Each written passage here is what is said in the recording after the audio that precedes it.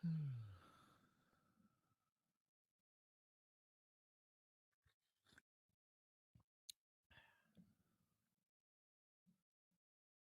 morning. Good morning. Ah, good morning, everybody. Just always pausing it for those few extra moments where everybody's coming in. Good morning, Jill. Good morning, Dennis. Lovely, lovely. Good morning, Donnie. Oh, Sherry, hello. Well, I hope everybody's doing well. So it is Halloween, so happy Halloween. So welcome to your mid morning chat with yours truly, the Black Swamp Medium. And yes, happy Halloween. I got to figure out right there. Right. Good morning, Mary. And yeah, so this is the time where we get to hang out, start our days together, and kind of just wake up because I haven't been up very long.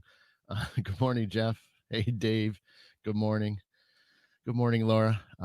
Yeah, so I mean, I'll just jump into things because there's one thing I'm going to do today that I think is going to be kind of fun. I was thinking about saving it, and then after last night, I was kind of convinced to do this. Um, to kind of convince to do it today instead of the next time. So, uh, but I was out late. Our team SWPI was hosting a sold out public private or excuse me public investigation last night. See, I'm not awake yet, and I just barely begun drinking coffee. So, I'm gonna have to keep drinking until I get ramped up and going. Even though my wife was just telling me, she goes, "Why do you have so much energy?" And that was before even having a first cup. Good morning, Rhonda. And but yeah, we had a public last night. Went really well. Uh, I think that, there might be a few people joining in that might be able to validate what I've said because I get to hang out with a few people and got to experience things, which is always a good thing. You hope that when anybody shows up to our old mill, you that's kind of like the hope. Again, I can't say it enough, but you think that your spirits and resident spirits and the intelligent spirits are going to be coming through and sharing some information with everybody just to let them know that they do exist. They were alive at one point in their lives. And um but yeah, I mean, it went pretty good. Had a great time. Hey, good morning, Vicky. And we had a lot of fun, had some cool things happen on the side as well. Got to There's a few people that they even though they might have been at the live reading show on Tuesday this week, but they knew that they were going to be seeing me, so then they ended up saving their readings until um seeing that they were going to do their readings for last night. So that I ended up doing, I actually did quite a few, and when it got to go a little bit deeper than like the show, it's real kind of quick and stuff. But I was really I got to tap in just a little bit more, and I think it was kind of fun to to be able to share more information than something real quick. But a lot of times the shows, the quick reads and things are kind of something just to kind of get you going, give you some information. I'm all right, Vicky. I mean, it does get more draining as the night goes on, but I'm actually not too bad this morning. And I was just saying a few minutes ago, but I think before you jumped on that, I my wife was already noticing where I got all this energy from. Hey, good morning, Ron. And so, but yeah, I'm up. I mean, I like when yeah, like maybe 4 hours, 5 hours tops of sleep right now. So, which is all right. I'm kind of used to it, even though as you get older, it's probably not the best thing in the world. But at the same time, I mean, how could you pass up hanging out and talking to people, investigating a little bit? Good morning, Samantha. And but yeah, so I mean, had some stuff. There's a couple things that I didn't really share with anybody last night that I think I wanted to save it for today because it's always fun when I do these bi-weekly morning shows. To me, it's neat because I can kind of bring up things whether it, happened during the week or it was, something even recent as last night. So I probably won't go as detailed into it, but there was a point that there were several of us in the Hey Good Morning Melody that were left. I mean, because a lot of you know, being that we have to investigate our mill at Friday nights. Some people are still working, so I mean, obviously it's been a long day for them, and so a lot of times they don't last too long, into the evening. But we were going. We're still investigating. It was 1, 2 in the morning. Isn't that funny, Ron? You might want to screen capture that. Good morning, Carrie. And we uh so we were investigating at the end, and there was still had a couple guests, and I'm not going to call them out by name. So if you know who you are, that's it. I don't want to call you out for no reason. Hey, good morning, Steph. And so there's a couple of us, couple of the team members, and we were investigating in the basement and things. And so, a lot of people that if they ever do get to investigate with me, it's you're not sure what you're going to get from me because they're I kind of toss it up in like a 50-50 range of what you're going to see. And it's funny because I sometimes wonder what people are thinking because half the time when I depending on what we're doing, but like something like last night, and usually I don't, open up, I don't turn things on and communicate. But after doing some, readings and things like that earlier in the night, I decided, it was I just was kind of naturally staying open and things, and so, um, and I'll say Vicky's calling. So Vicky's just one of the ladies that was there the entire time, and we but we were investigating the end, and so she might find this funny at the point that we again we were investigating, we were asking questions, we were getting some great reactions. Good morning, Terry. uh the one thing that those that have been there before or have not, and if you've ever or even have ever heard about the story, there was a little 5-year-old girl about geez 6-7 years ago, somewhere in that age neighborhood, that was murdered up the river from the old mill. And she wasn't quite dead at the time of the murder because when they did the autopsy, she was buried, and still had some dirt and cement in her lungs and things. So it was a really tragic story. And Nevea has been all right, Ron, all you got to do is lean over and hit her before she hits you first. And um she she it was a tragic story, and I missed it when it was all breaking news and things like that. And so good morning, Kaylee. So for really the last like seven, well, not last week, but for a couple weeks in a row, Nevea kept showing up. And usually she shows up for like 1 week and then she doesn't come back for sometimes months. And for some odd reason she's been showing up a little bit more now. She didn't show up last week, but then she did show up again uh, yesterday. And we've left some more trigger objects for her down there to play with. And um, it seems that her favorite color is green because anything green is something that she tries to go after. So there's green ribbons. There's even there was a green balloon, a real small one. And well, there's a green, pink, and yellow. And what's interesting is that the green balloon, uh, we've been able to position it in a place where we back away. There's no drafts. There's nothing moving it, and it'll just sit there for as long as nobody goes near it or walks past it, so you get that brush of wind. Well, actually, Steph, um, we have a stuffed hippo down there. So pretty close, and it's real colorful and things, but it's an extra toy that we've got down there. But the fun part was is this balloon, and we've got it on camera, so we've captured it.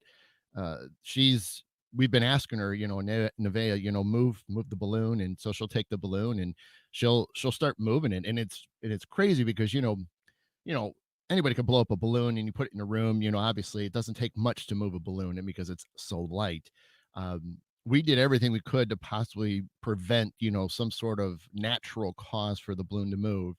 And Sure enough, anytime on cue that we would say, "Hey, can you please move that balloon?" And then the balloon would move, and then it would stop, we talk about it, it's not moving anymore, it's still just exactly where it is, and then we'll ask another question, to try to okay, if you whatever it is, can you move it? And then it would start moving, or it wouldn't move if it was like a no answer type of thing. And so it just blows your mind that she's capable enough to do that. And it's we'll have to keep having a green balloon down there, because if that's her thing, that's going to be a great way for us to, always know she's around, especially for those that can't pick up on her like I can. And but she wasn't as chatty with me like she was previously. And and that's okay, because I'm not there to push any buttons on any of them, that any of our resident spirits. But but it was fun. It's fun to see that, to get her to do that. I mean, I could feel the energy, I could sense that she was around. And even earlier we could see, when we step away from that particular room and we're looking into that room, you can actually see movement, and several guests got to see her, walking around. Now, some didn't, but a few did. So, and why that is, that's hard to call. But I think, for anybody to finally see a spirit, whether it's in shadow form or apparition, I mean, there's a lot of things that have to be aligned. It's just my opinion.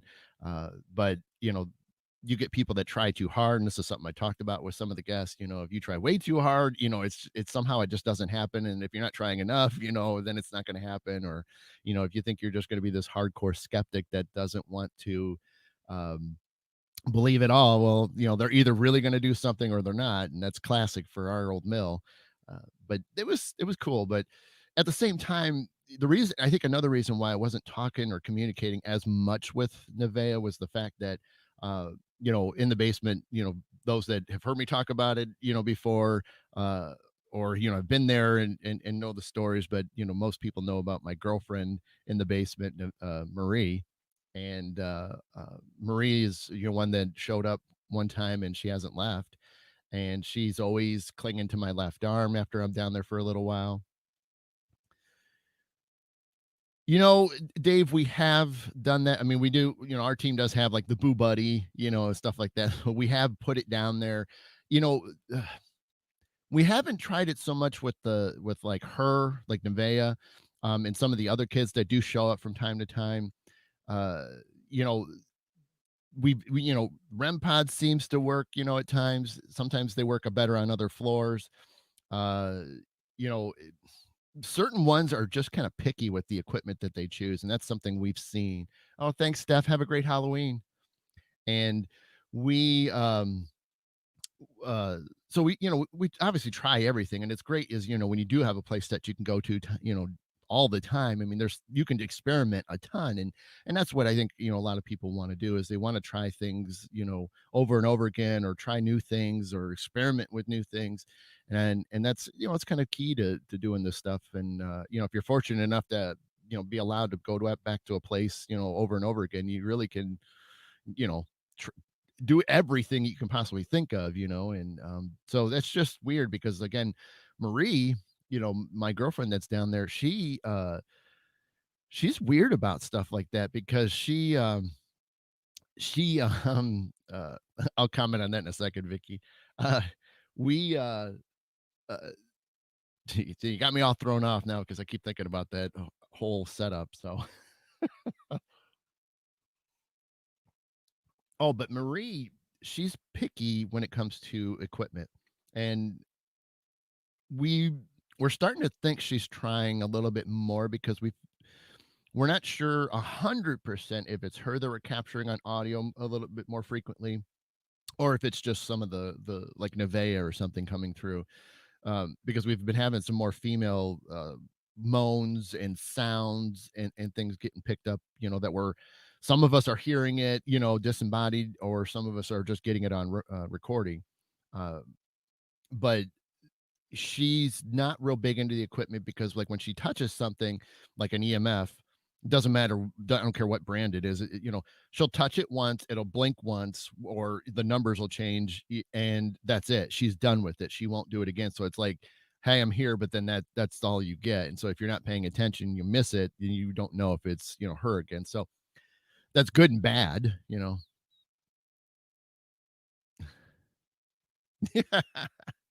Yeah, and but so it's weird and then there's others that prefer to just be more vocal, so like Bob's another one that's in our basement, and Bob tends to like come through on spirit boxes, and well, if he's not going to poke you or touch you or pull your hair up, he'll come through there, on a spirit box and let you have it, especially if he's not too happy with you, which we try to keep that at a minimum.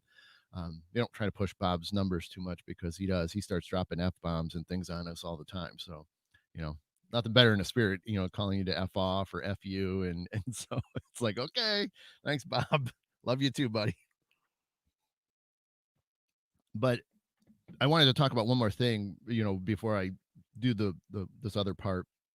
But Marie, uh, Beth on our team was, she found, because I knew Marie, was in a mental home, and I knew that's where she passed. These are some of the little things I've been able to pull out from her, slowly over the years.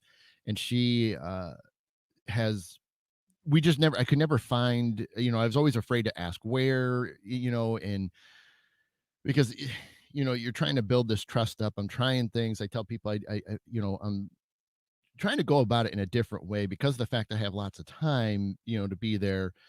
I'm not going to push anything or say anything that then makes her disappear, and then we lose that, that sound, that thing with her. And so I'm very tactful in my questioning, and I know she knows it because I say it down there too, but at the same time, I'm not asking the questions because I think a lot of people have had that where investigators have asked certain questions, and then the next thing you know, everything's dead silent, everything's calm, and then that's it. You're done for the night. And so uh, it's weird is that there is moments where you can't ask certain things because next thing you know, the spirits are gone. So you never sit there and ask a lot of the real hard, mysterious questions that we all want to know. Yeah, yeah. See, Jill, it's amazing when they get to know you after a while. They either get real comfortable and want to chat, or they know you enough to where they're just going to call you a bunch of names. But uh, but but Beth, found that found a mental home that was only 11 miles from the old mill, and this is something that I haven't even looked at yet. I know the name of it, and so we are. I'm dying to look at it today. Sorry, my nose is itching, and I want to know if this is the place. And it was interesting because that kept going on my head before we went down in the basement the last time, and I wondered, was this it? Is this why she's here? Because it was so close, because the Beth told me when she just looked at it real quick, it's been open, since the 1800s. So it's really starting to, light bulbs are going off, going, this might be the place, even though I was sort of thinking her location of where she was and where she ended up passing was up a little bit more north, not too far, but just up. So I got to the point, because even Beth was asking, me to tap into things. Good morning, Cindy.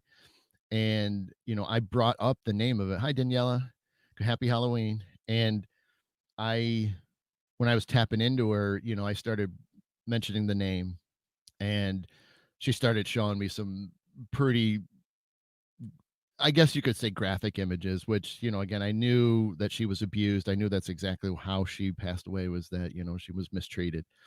And I started seeing things, and it got me pretty close because see, there was things that were going on with Nevaeh at the same time. So I was, sort of toggling back and forth, and I was struggling with some of the images I was seeing.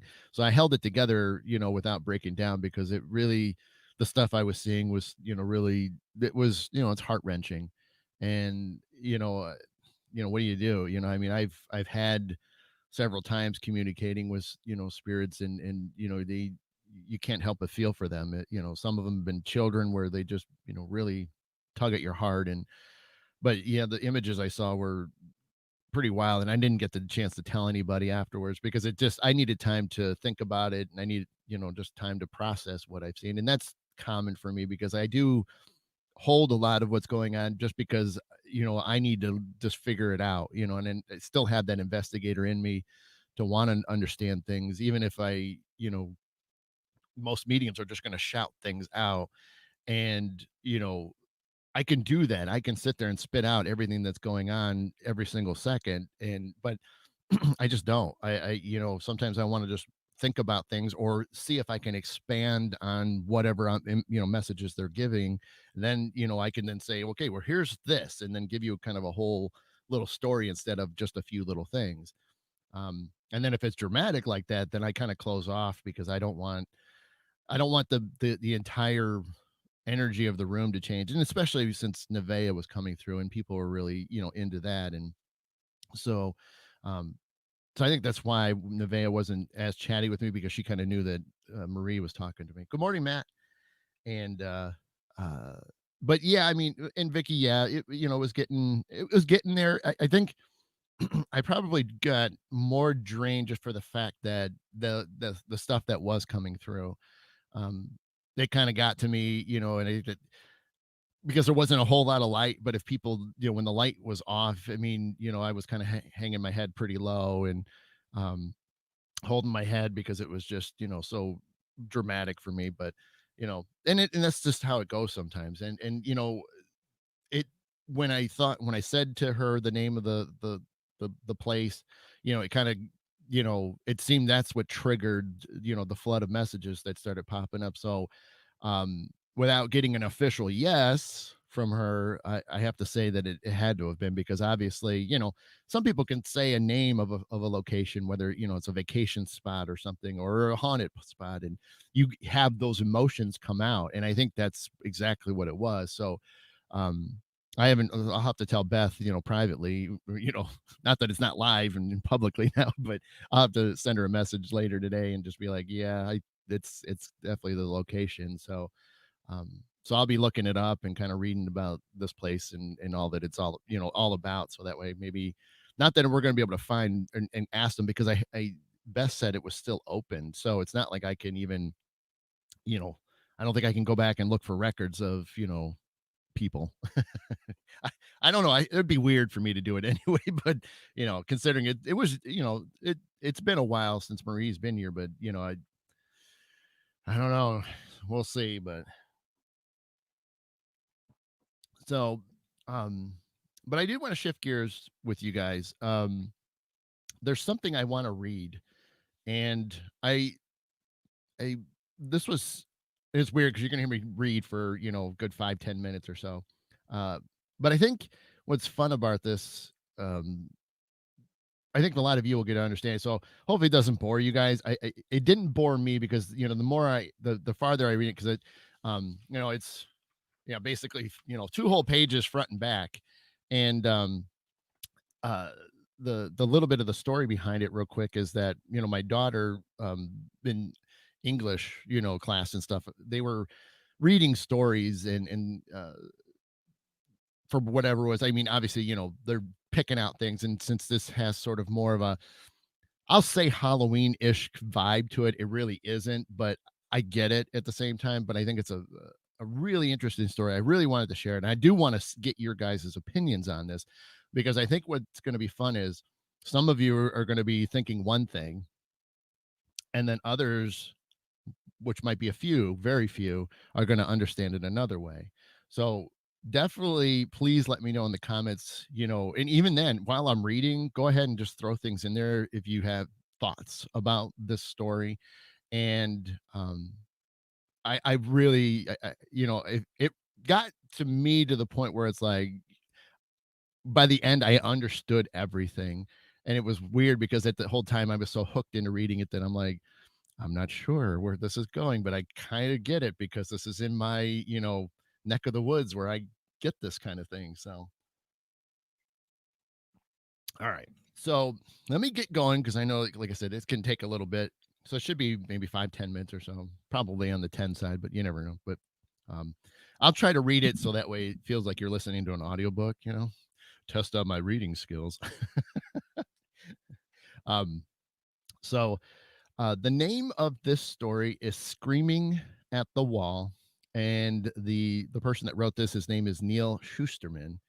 So if you've never heard this, great. If you've heard it, don't comment right away. But again, see what you guys think. Write some stuff as I'm reading it, and then at the end, I'm curious to see what you guys feel, and if it changed your thoughts or made you kind of have that deer in headlight emotion in there. So again, I'm just going to read this real quick.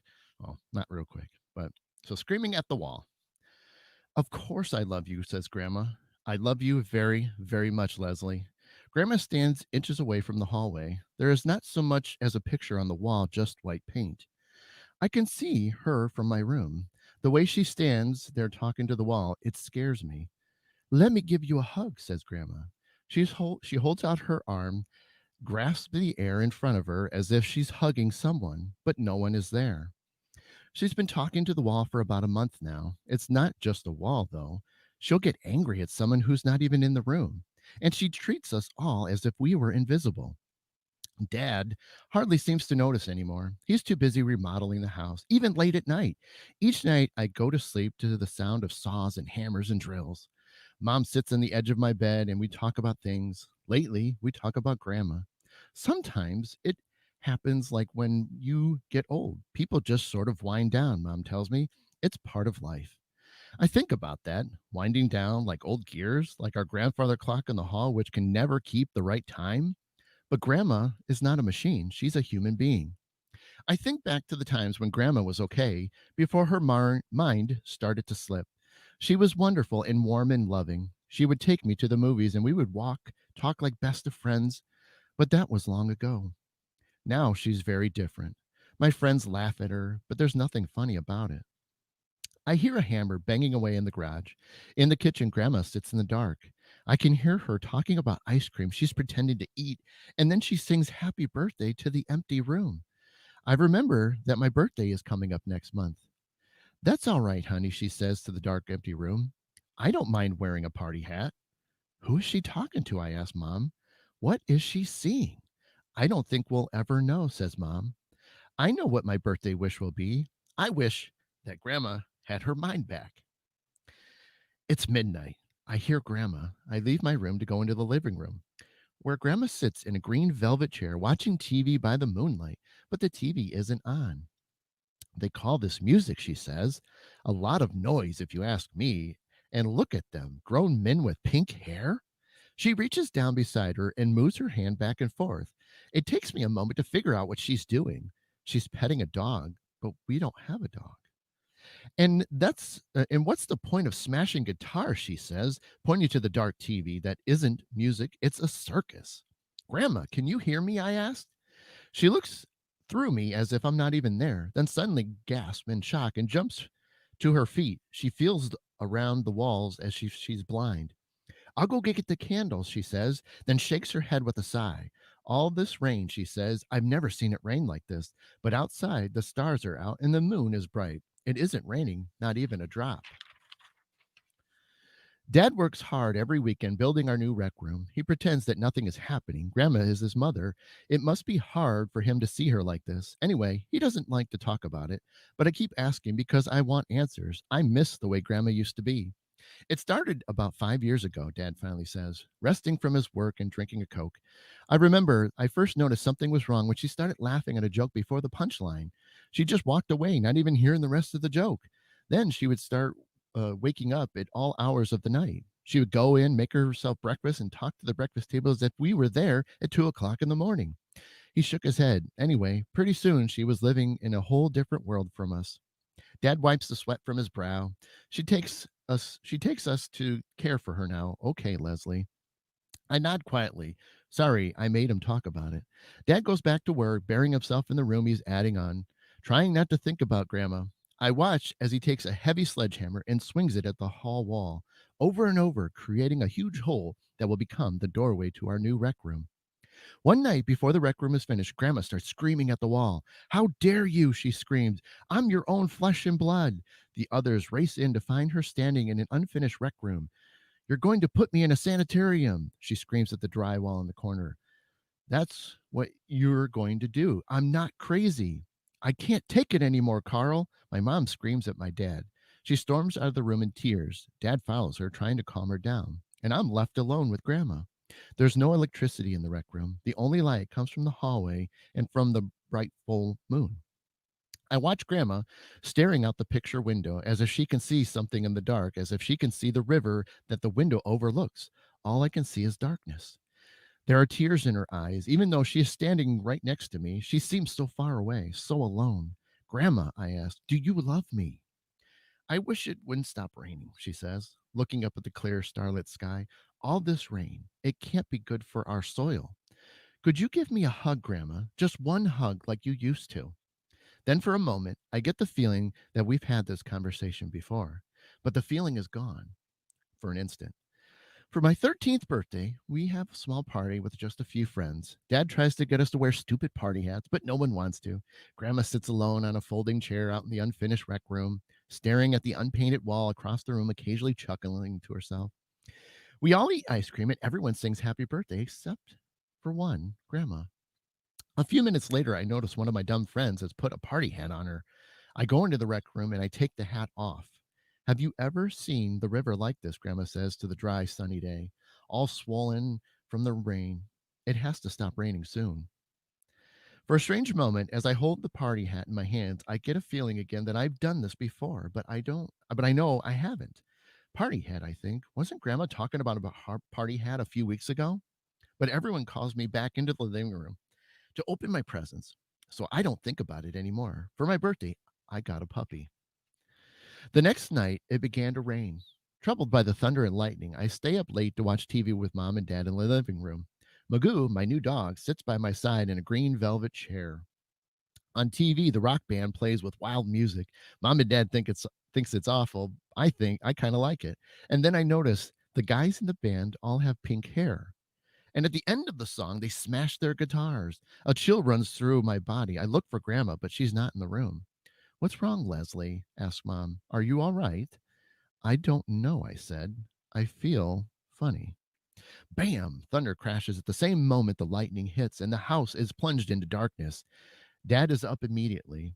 I'll get the candles, he says. He feels around the walls in the dark like a blind man. A few minutes later, with a candle in my hand, I search the house for Grandma. I find her in the garage looking through the boxes of old photos. Can't leave these behind, she says. Have to take them with me. Grandma, I ask, just beginning to understand, where are you? What do you see? Barry, you and your family should never have come to visit with weather like this, says Grandma. You should have told them not to come, Carl. You can do what you like, but I'm not taking the chance. I'm getting my stuff and I'm getting out before it's too late. I can tell she's talking to my dad and Uncle Barry, but Uncle Barry and his family live 1,000 miles away in Michigan, and they haven't visited us for years. Yet Grandma's talking to them like they're in the room. And suddenly I realize what's wrong with Grandma. Grandma, I say, I know what's happening. I understand. Leslie, your imagination is running away with you, says Dad. He's sitting in the rec room holding a candle. The light has been out for an hour now. I stand in the entrance to the rec room. Mom and Dad sit in a corner. They're talking about putting Grandma into a home or sanitarium. No, I insist. It's true. Grandma is living in the future. She's not crazy. Get some rest, says Mom. You'll feel better in the morning. No, I won't, I shout. Don't you get it? I stand in the doorway of the rec room. This doorway used to be a wall. This used to be the wall that Grandma would talk to, but she wasn't talking to the wall. She was talking to us inside the rec room. Only the rec room hadn't been built yet. And when she's pretending to watch TV when it's off, she's seeing TV shows that won't be on for a whole month. I even caught her in the corner about wanting you to send her away. Well, she's screaming into the corner, sitting in the right now. She saw the conversation you're having right now, and it really upset her. I clench my fist, trying to get mom and dad to understand. Don't you see? Grandma's body might be stuck in the present, but her mind is living a month in the future. I point to grandfather clock down the hall. It's like that clock always runs too fast. At first, it's just a couple minutes off, but we don't get to reset it. It could run hours, even days ahead of where it's supposed to be. Grandma is like that clock, only she can't be fixed. Lightning flashes in the sky, and mom stands up. I think the storm is giving us all the creeps. I feel better when this all over tomorrow. No, I say. According to Grandma, the storm goes on for weeks and weeks. That's when we hear Grandma screaming. We run into the bedroom, to find Grandma thrashing around the room, bumping into things. She clutches the bedpost, holding on for dear life, as if something is trying to drag her away. And Mom and Dad try to grab her, but she doesn't see them. She just keeps thrashing and clinging to the bedpost like a flag twisting in the wind. Barry, she screams, hold on, Carl, don't let go. Dad grabs her and holds her, but she's stronger than any of us realize. There is a sheer terror in her eyes, and I try to imagine what she sees. Holly's gone. Carl, Holly, Barry, Alice, the twins, they're all gone. There's nothing you can do. Now you have to save yourself. No, don't let go. No. She screams one last blood curdling scream that ends with a gurgling, as if she's drowning, then silence. And that's when I know Grandma is gone. She's still breathing, her heart is still beating, but she is limp and her eyes are unseeing.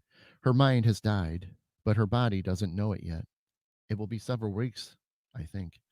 Suddenly, the only sound I hear is the falling rain and rushing of the river 100 yards beyond our backyard. That was almost a month ago. Now I stand in my room, shoveling everything I care about into my backpack, making sure I leave the room for Magoo.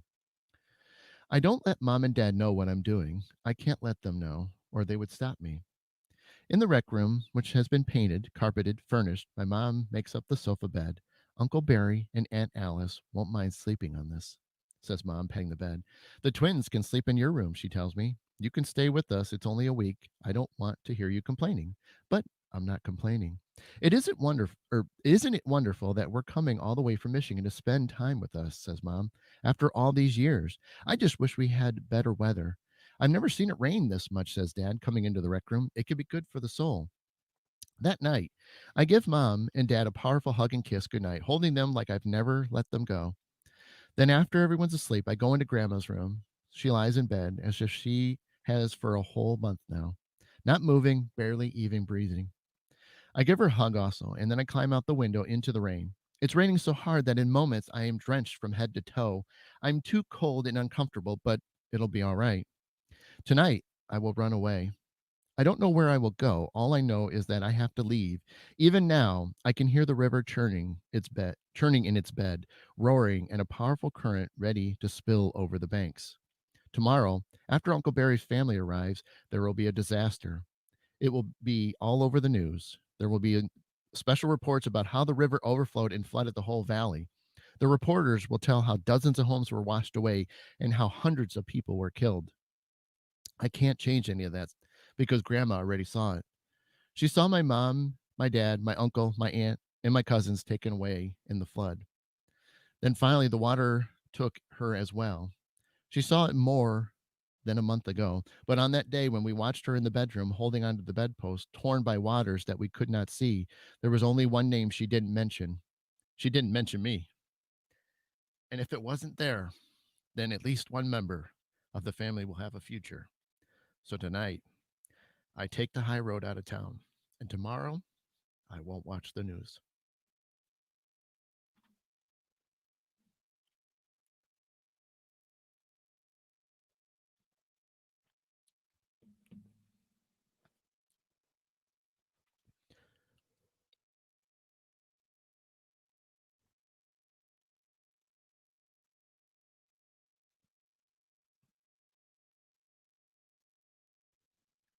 Pretty wild.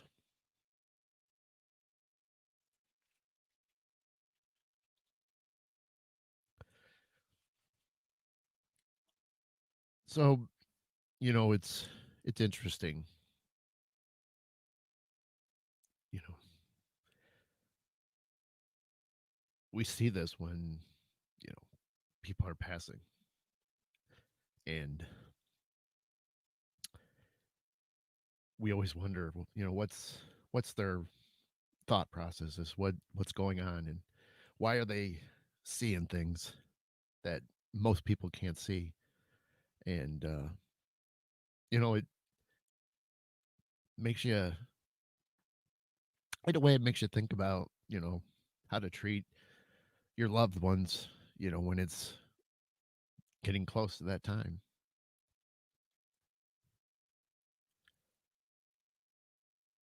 Now, whether, regardless of how you look at that story, you know, it's obviously, more like in a fictional sense, but you you really do see things.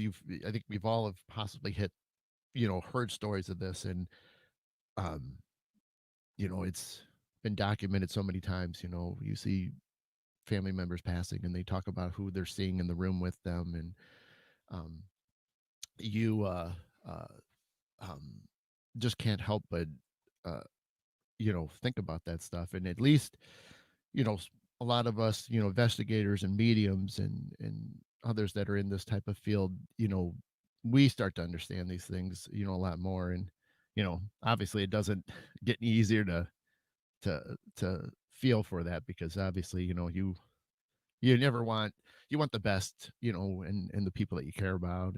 And Jill, the name of the story is Screaming at the Wall by Neil Schusterman. Screaming at the Wall.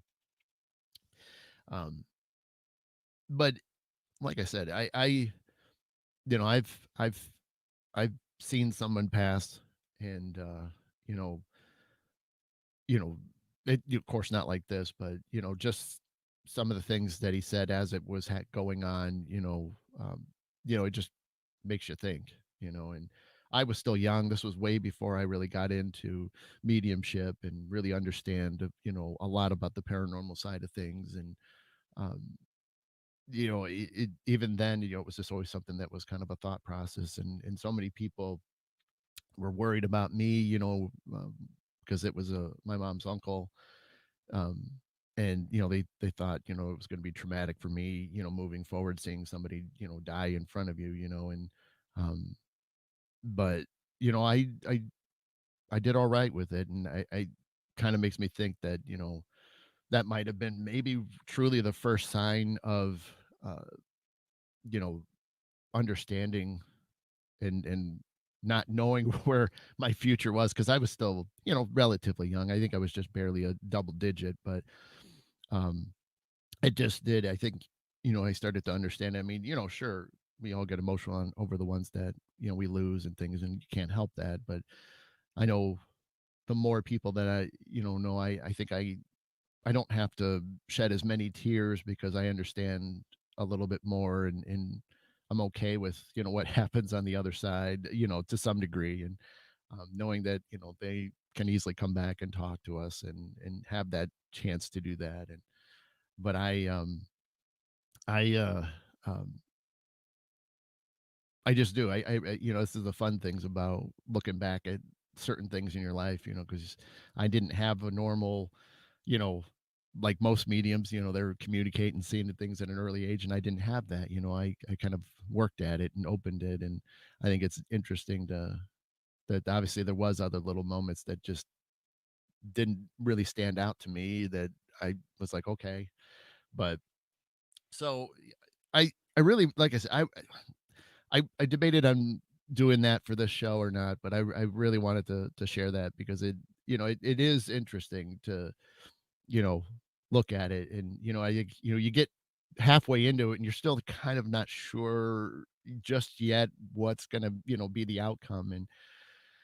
And you really, at least it makes you stop and think. And I think that's probably, even though this was something that was for, junior high kids, but and they're, picking things out, because like there's things that my daughter had to underline and circle and things. So, but I think, for people like us that, are really, into this, we love, the idea of connecting with others, and reaching out to our loved ones, and um, but I think the story just kind of says we really need to be mindful of the when it comes to the time for those that we care about. I mean, or even then, if you even hear of something or know of somebody else that's talking something like this, where they're seeing things in the future, or they know they're seeing their relatives that have been gone for decades, around them, you kind of know. And I think some people do notice it, whereas it's not that they're crazy, it's just that's just how this process is going to work for them. um and it's just what needs to happen. And so It's a beautiful thing, no matter how you want to really look at it. But thanks, Rhonda. Appreciate it. You have a happy Halloween. But yeah, it it was just one of those that I knew I was going to share it. Once I read it this week, because my daughter, she knows a lot of the paranormal stuff that I do, and she's 12, and she uh when she read it, she was thinking of me the whole time, which I thought was kind of fun. All right, thanks, Melody. Something to check out. Um, but yeah, so I thought it was kind of fun, and I think I think pretty much everybody will uh, appreciate that, and so I always try to, you guys know, when I do post things, try to leave you with something, and I think hopefully this will be one of those things you guys will think about for a while, and um, maybe change some of the ways that you think about stuff in the future. Um, especially when somebody's close to you is going to pass and stuff. But um, thanks, Margaret. Yeah, I know you have. You know, lots of interesting things. Um, but yeah, you know, so hopefully it wasn't one that doesn't make you too sad. But again, it kind of, it wasn't meant to be a truly sad. It gets to me because it's you, regardless, again, if it's being more on the fictional side of things, but as I said already, this has happened, maybe not to that type of level, but it's definitely been to a place where people have seen things like that. And um we don't think about it. We kind of push it to the side, and that's where it gets to the point where we need to start thinking of these things again, and um calling it out, like that. If you're seeing that happen to somebody, you kind of know. Now what do you do? you know that's the thing where you know I obviously, give as much love as you can to that person, and tell, wish them well, tell them it's okay. You want to provide as much comfort and pushing your positive energy towards that person, as much as you can, because that's where that's what they're going to need. They're going to want that comfort, because obviously some people are really afraid of passing away. um it's natural. I think a lot of people just don't want that to ever happen, but unfortunately, I was telling somebody the other day, it's like, you know every day we're one step closer. And it's not to be you know horrible and negative, but I mean, it's really true. But it's just to call it out, and be honest about it. We are going to all end up in the same place, and so um I think the more we're comfortable about talking about it, the more it's not so scary. you know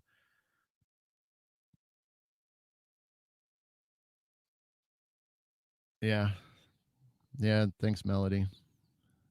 Right. Yeah, it'll probably be interesting for them to check it out. um and yeah, so just to kind of switch it up, because I mean, we're getting kind of down to like the last 12 minutes of this, and um I hope everybody is ready for Halloween. I know some communities are doing trick or treating and others aren't, and if Halloween's not your thing, that's okay too. uh you know uh, a lot of people believe, that this is the thinnest the veil is, when it comes to communicating. So, activities up, for those that are into this kind of thing. And, you know, so obviously if you have, you know, spiritual, ghost in your house, or, or even then just being able to communicate with your own relatives and things like that, it doesn't hurt to, you know, reach out to them right now, and just talk to them. It doesn't have to be something spooky, um, but definitely,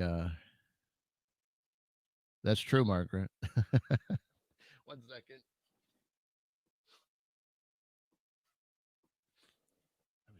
I just knew that was going to happen if I didn't. It's going to keep dripping on me. But yeah, so I mean, like tonight, I got one kid. My oldest isn't really doing the, going to hang out with a few friends that are in the neighborhood. and so they're obviously getting too old to do the trick or treating thing. And then my son, he's 9, so we're gonna take him just to a few places. We're gonna still kind of be cautious about stuff, so we're gonna take it to some of the neighbors that we know, and both sets of parents live in town, so we'll take them to their house to do something, do a little trick or treating, but that way he still gets it, you know, but he'll be okay with it. It's not like he's not going to be like totally heartbroken if we don't go to every, house around the block, so to speak. So, and then other than that, it's just being with the family. I mean, that's typically what usually happens, and um, I know there's some opportunities that have popped up for tonight, and I don't know. I don't know if I'm going to get involved in other stuff or not, or if I'm just going to kind of self reflect for myself for tonight or not. I don't know. Good morning, Jody. Happy Halloween. And so we'll see. We'll see what we're gonna get into, but I know tonight is like the perfect night to do a lot of experimenting and things like that. I don't know. I love Halloween. I love this time of year. It's always sad, when tomorrow hits November 1st, which by the way, in case you guys haven't realized it, make sure that any of your manual clocks that you set it back tomorrow. Uh, yeah, of course, your computers and cell phones and things will automatically do that, but but just remember tonight, don't get any better. You got Halloween, you got a full moon, and you got time changes. So tomorrow's going to be really interesting when everybody wakes up. I'm kind of curious on how, all the hangovers are going to be. Hey, good morning, Shiloh. So yeah, I am kind of curious. It'll be fun to see people posting. God, I feel terrible today, but I didn't drink. I wonder why. So, um, yeah, it'll be kind of fun to see how people are tomorrow and see if they are, because maybe they won't be. Maybe they won't be too groggy or anything like that. But you got a lot of things packed in tonight that I think is really interesting, but obviously rare because it's been so long since we've had a Halloween on a Saturday and a full moon at that, which just completely makes it so much better. But when I was driving last night from the old mill, it was fun because I popped the moonroof open, at least the shade, and I was looking up, and it's almost perfectly circle, so it was kind of cool because it was a crystal clear night last night. So, um, and I haven't even looked at the weather. I mean, I know it's temperature it's cooler, but I didn't even see if it was going to be clear skies or not. So hopefully it is. So, oh, thank you, Jill. You have a great and blessed day yourself, and we'll all be chatting again soon. Um, and be safe, be safe, and but yeah, um other than that, I'm trying to think if there was any other things going on. Gosh, I this the that story, in particular just had me, it was mostly centered besides what was happening at the old mill last night and things, but um hopefully oh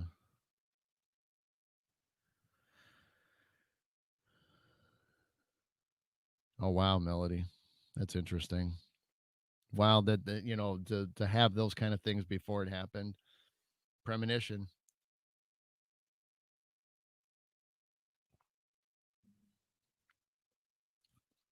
Um, yeah, so sorry, I keep saying the same things over again. I'm just trying to reach into the pocket, the few minutes left and things, but uh I'm trying to think, obviously, you know, we'll see how I know the next several weeks are still going to be busy for me.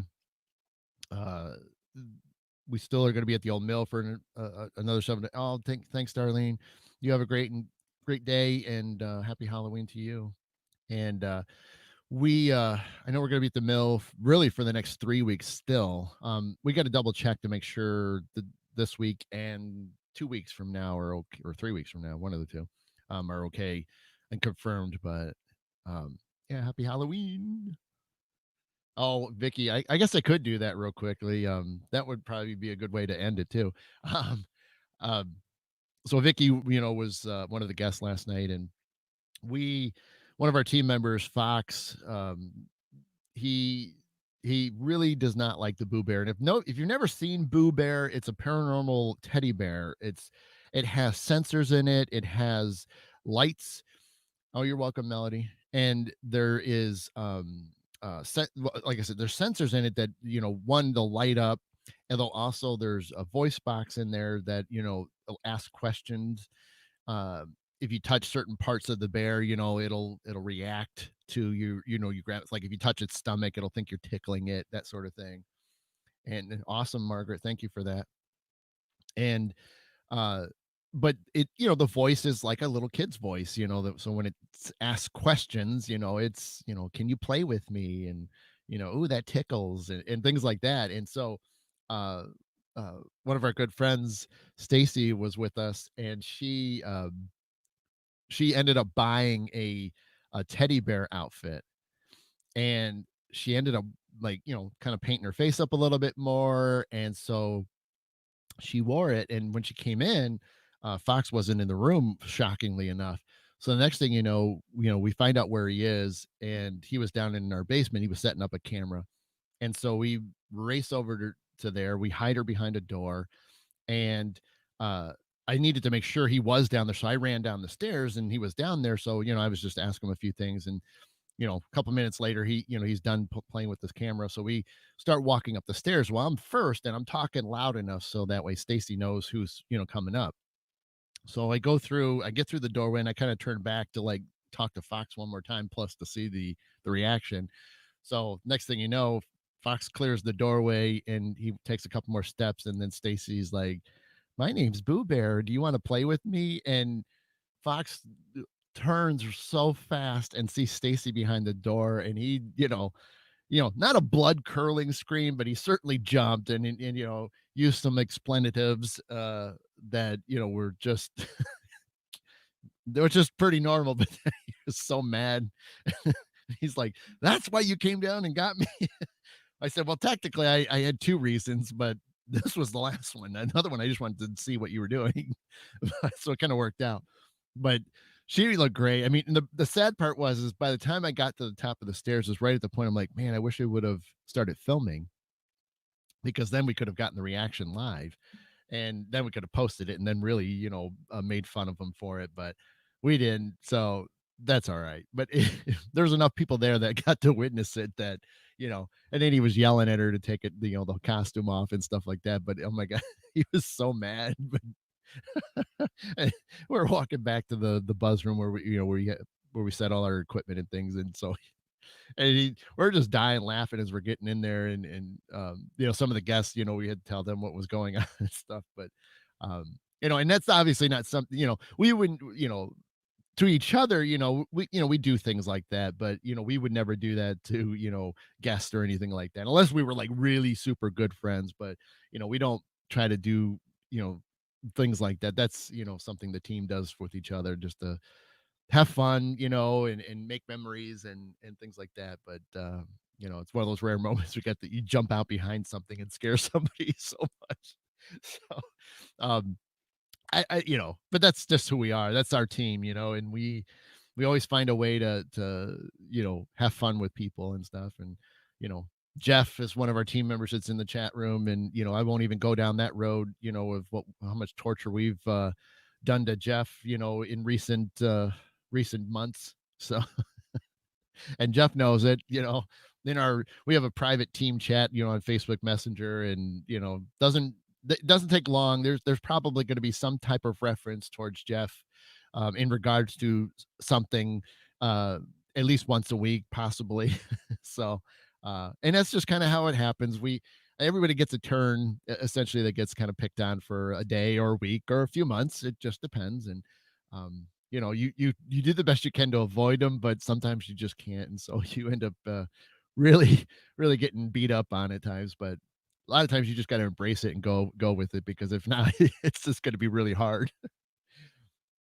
That's right, Margaret. It was, the same thing with Debbie. When once you get on something, you don't let it go. And Debbie's had numerous things, whether it's been on air or, when she, does make it out to the mill, we're all hanging out. There's something that'll go on that, it's never purposely done, but it just happens naturally. And so, but okay, Jeff, you said it, buddy. I didn't. So don't. If you're looking in the chat room, gang, you kind of know what we're referring to about Jeff, because he he found it. He found the icon. Anyway, so it is 10:30 and it is Halloween. So I will let you guys get going, finish the rest of your mornings up so you can prepare for this evening for all the blood curling screams you're going to invoke on all the little children. Sorry, that was weak. I should have practiced that, but anyway, um but really, have a great Halloween, everybody. Thanks so much for being here this morning. It is, Margaret. It is. This was last year's, but I love it because it's jacked old lantern with like a headless horseman and stuff. I love this mug. I'm getting there. They have one this year that's a little bit different shape, but the same color pattern. I'm waiting for that one to arrive. So you too, Matt. You take care, buddy. Um, but yes, again, I'm going to repeat myself as I love to do. Happy Halloween to you all. Thank you all for being here today. I hope you guys are safe, on more ways than one. Continue to be safe, and I will be back in a couple weeks. And where is my calendar? So that way I can just kind of give an official thing for it. So we get 31st. Oh, well, that's on Parafest weekend. So I should be able to do the show on the 14th. Um, I will make sure because I do. We're not. I mean, our Parafest, our Old Mill Parafest is virtual, and it is on that that whole weekend. So we're doing speaking. There's speakers on Friday and Saturday, and then a psychic Sunday. And so, but I don't think I'll be really involved super early in the morning on Saturday because again our hours are a little bit different. So but we're finalizing the actual times of everything for the speaking stuff. Psychic Sunday, which I was part of doing that and going to be contributing, that's 10 to 3. Uh, but other than that, the other times will vary a little bit, so you guys will just watch the post and things. But I think we're going to have some of that coming up next week on my beyond with Debbie and I'll be. I think are going to get to announce some things possibly this week about Parafest and our show. So we'll see. But yes, so I should be able to do one on Saturday the 14th. If not, you'll see me. If I think it's going to be weird, I'll either push it or I'll back it up, one of the two. But we'll see. But other than that, yes. Again, happy Halloween! Thank you so much for joining me on mid morning medium chat with me, the Black Swamp Medium, and I will see you guys again soon. Look for my post and other little things. You never know when I'm going to jump on. So take care. See you guys soon. Bye.